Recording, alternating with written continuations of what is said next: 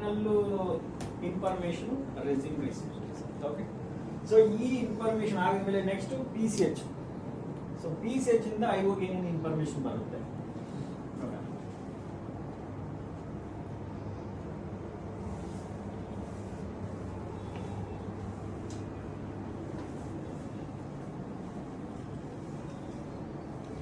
SLP_S5 hash. SLP ಅಂದ್ರೆ sleeping power. SLP ಅಂದ್ರೆ sleeping power.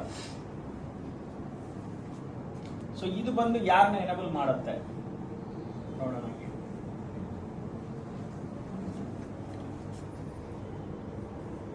Plus 3.3 voltage plus 5 voltage. ಓಕೆನಾ? So enable ಮಾಡುತ್ತೆ.